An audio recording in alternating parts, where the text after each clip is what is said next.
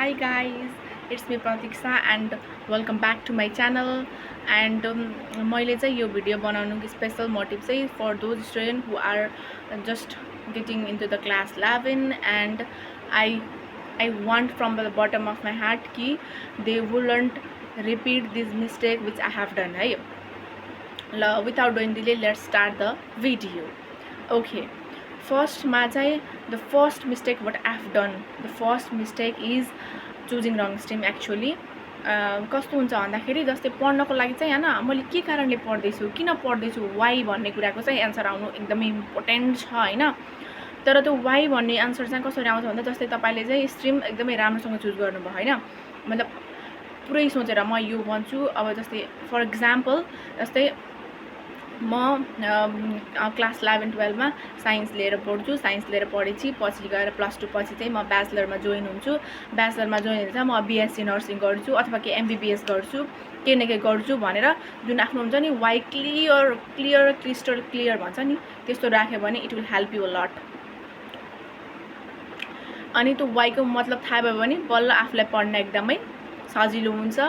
demotivate पनि feel हुँदैन जुन चाहिँ मलाई डिमोटिभेट फिल भएर चाहिँ मैले बीचमा पढ्न छोड्ने अगाडि अनि सेकेन्ड मिस्टेक भनेको चाहिँ doing very good in first month and ignore and त्यसपछि इग्नोरिङ एभ्रिथिङ जस्तै फर्स्ट मन्थमा चाहिँ ए हुन्छ नि हैन फर्स्ट टाइममा कलेजै भनौँ न 11-12 अनि जोइन भयो हैन अनि ओहो अब त खत्रै हान्दिन्छु खत्रै पढ्छु भन्ने हुन्छ अनि बट अनि फर्स्ट मन्थ जति हामीले मेहनत गर्छौं त्यति सेकेन्ड मन्थमा गर्न सक्दैनौं थर्ड मन्थमा गर्न सक्दैनौं अनि एक्चुअली ड्रेन भएर भइन्छ नि त मन्थ त्यो मिस्टेक चाहिँ तिमीले नगर फर्स्ट मन्थमा तिमीले आफ्नो कन्सिस्टेन्सी मान्छेले जे काम गर्छ नि जे काम गर्न नि यदि मान्छे त कन्सिस्टेन्ट छ भने नि नथिङ रिक्वायर्ड के नथिङ रिक्वायर्ड कन्सिस्टेन्ट जे काममा नि कन्सिस्टेन्ट छ नि जस्तै एउटा कुरा सोचेछ त्यसमा कन्सिस्टेन्ट भएको भइ गर्यो भने त्यसले एट द एन्ड त सक्सिड भएन भने नि जस्ट हुन्छ के त हुन्छ हैन त्यो कुरा फर्स्ट मन्थमा मात्र मेहनत नगर्ने अरु मन्थलाई पनि त्यति नै लगातार दिने के कन्सिस्टेन्ट भएर चाहिँ होल इयरमा पढ्ने अनि त्यसपछि तिमीलाई केही गाह्रो हुँदैन थर्ड पोइन्ट भनेको चाहिँ इग्नोरिङ द हाई इल्ड टपिक्स अनि कस्तो थियो भन्दा मलाई चाहिँ फिजिक्सको कुरा गर्छु फिजिक्समा चाहिँ अनि मैले चाहिँ धेरै डेरिभेसनहरु हैन थ्योरीहरु पढ्थे तर I don't give that much time on न्यूमेरिकल्सहरुलाई चाहिँ मैले त्यतिरो टाइम दिदैन थिए that was the main mistake what I have done in my class 11 न्यूमेरिकल्सहरुलाई पनि त्यतिकै इम्पोर्टेन्स दिएर अगाडि लानु होला हैन अनि अर्को कुरा फेरि के हो भन्दा डेरिभेसनहरु पढ्दै चाहिँ त्यो अगाडिको के कसैको टिचरहरुको बानी हुन्छ एकदमै लामो त्यो सेटअप निकालेर लेखाइदिने के अनि एउटा बिकर ल्याइयो त्यसमा चिसो पानी राख्यो त्यसलाई टेम्परेचर मिलाउन तताइयो यति धेरै त्यो हुन्छ नि त्यो अगाडि त्यो एसे जस्तो टाइपको के यत्रो धेरै लामो अनि मैले चाहिँ त फर्स्टमा के मिस्टेक गरे भन्दा हैन फर्स्टमा मैले के मिस्टेक गरे भन्दा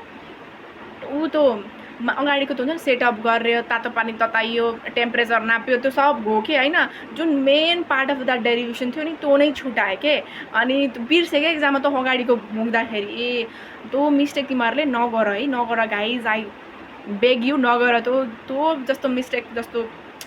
भनेको चाहिँ त्यो मिस्टेक जस्तो चाहिँ के हैन के कस्तो हुन्छ नि एक्जाममा त बिर्सिदा त्यो मेन वाला पोइन्ट ओ माय गॉड अनि त्यसपछि फेरि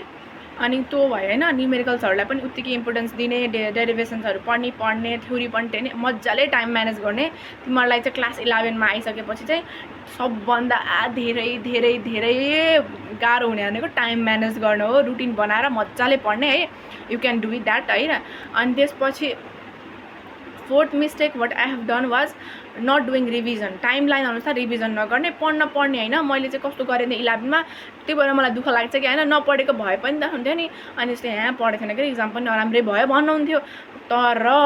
पढ्न पर्थ्यो मैले चाहिँ राइट वेले रिभिजन गर्थेन के अनि मैले चाहिँ तपाईलाई रिभिजनको वान टेक्निक बताइदिन्छु जस्तै हैन तिमीले जस्तै आज तिमीले बायोलोजीको एउटा सर्टेन टपिक पढ्यौ जस्तै बायोलोजीको एउटा सर्टेन टपिक पढ्यौ भने त्यो टपिकलाई चाहिँ जस्तै तिमीले चाहिँ एउटा नोट बनाउन सुरु गरिहाल भन्नाले चाहिँ आज मैले यो पढे यो मैले पढे भनेर टक्क टाइमलाइन बनाउने भयो नोटमा टास्क हुन्छ नि त्यो वाला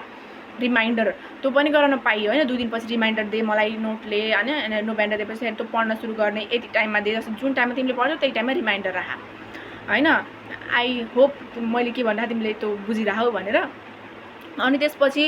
अनि जस्तै कस्तो पढ्यो भने जस्तै आज तिमीले बायोको नोट पढ्यौ अनि बायोको पढेपछि 2 दिनपछि चाहिँ फेरि त्यसलाई रिभिजन गर अनि त्यसपछि 4 दिनपछि रिभिजन गर अनि 4 दिनपछि गरेपछि फेरि 7 दिनपछि रिभिजन गर त्यसपछि तिम्रो सबकन्सियस माइन्डमा टक्क सेभ भइसक्यो के त्यो कुरा सर हेर्दा पनि आउँछ त्यो मिस्टेक नगर हैन अनि त्यसपछि फेरि फिफ्थ मिस्टेक भनेको चाहिँ मैले के गरेँ भन्दाखेरि I have wasted a lot of time making notes त्यो तिमीले गर्दै नगर है साथी भाइ बहिनी हैन गर्दै नगर बिकज कस्तो हुन्छ भन्दा हैन नोट हाम्रो चाहिँ कस्तो हुन्छ भन्दा अरू जस्तै फिजिक्स केमिस्ट्रीको चाहिँ नोट हाम्रो क्लासमै मतलब भनिदिनुहुन्छ हामीले लेख्ने हो नोट हाम्रो क्लासमै बन्छ हैन तर फर बायोलोजीको चाहिँ नोटै बन्द हुँदा त टिचरहरूले चाहिँ क्लासमा एक्सप्लेनेसनहरू दिनुहुन्छ पढाउनुहुन्छ तर हाम्रो नोट चाहिँ लेखाउनुहुन्न हैन अनि नोट नलेखाउँदा चाहिँ अनि हाम्रो चाहिँ पिडिएफहरू पठाइदिनुहुन्छ हैन जस्तै एउटा सर्टेन च्याप्टर भ्यायो अनि हामीलाई त्यसको पिडिएफ पठाइदिनुहुन्छ अनि यस्तै यस्तै गरेर पिडिएफ पठाइदिनुहुन्छ अनि हामीले मैले चाहिँ के गरेँ भन्दा त्यो पिडिएफ पठाएको पुरा दिन रात बसेर सारे के time waste literally time waste त्यत्रो सार्ने पिडिएफ जस्तै फर्स्ट मन्थमा त टाइम हुन्छ नि त त्यति बेला तिमीले सारा हैन first month I wow college लाइफमा त पिडिएफ सारा केही भएन तर सेकेन्ड थर्ड मन्थबाट तिमीलाई आफै रियलाइज हुन्छ के त्यत्रो पिडिएफ त भन नि एउटा बायोको चाहिँ एउटा म्यामले बोटनीको पठाइदिनुहुन्छ सरले अब म्याम सर भनौँ हैन बोटनीको जुलोजीको एउटाले अनि त्यो एउटा अर्को टिचरले फेरि त्यो बिचबिचको टपिक जुलोजीको र बोटनीको बिचबिचको टपिक पढाउँछ हाम्रो तिनवटा सरले पढाउँछ तिमीहरूको चाहिँ कतिजना सरले पढाउनुहुन्छ आई डोन्ट नो तर त्यो हुन्छ के एकदमै गाह्रो हुन्छ त्यही भएर तिमीले चाहिँ जतिखेर तिमी पढिराखौ जस्तै क्लासमा तिमीले सर्टेन टपिक पढ्यौ त्यतिखेरै जो नोट बनाइदेऊ त्यो पुरा हाइलाइटर युज गर्ने पुरा यो एउटा पेनले त्यो एउटा पेनले त्यो एउटा चाहिँ के गर भन्दाखेरि ब्लू पेनले टपिक लेख अनि ब्ल्याक पेनले चाहिँ सरल लेख किनभने टक्क टक्क टपिक छुकिन्छ नि त सजिलो हुन्छ पढ्ने बेलामा त्यो नोट बनाऊ नेपालीमा लेख इङ्ग्लिसमा लेख whatever you can do हैन अनि तर तिमीले चाहिँ बुझ्न पर्यो त्यो नोट एकदमै क्लिन निट अनि दामी बनाउँछु भन्ने चक्करमा चाहिँ त्यो आफ्नो त्यो टाइमलाई चाहिँ त्यसरी वेस्ट नगर है जुन चाहिँ मैले गरेको थिएँ I hope you guys want do with that हैन अनि त्यो मिस्टेक मैले गरेको थिएँ तिमीले चाहिँ नगर एक्चुअली नगर अनि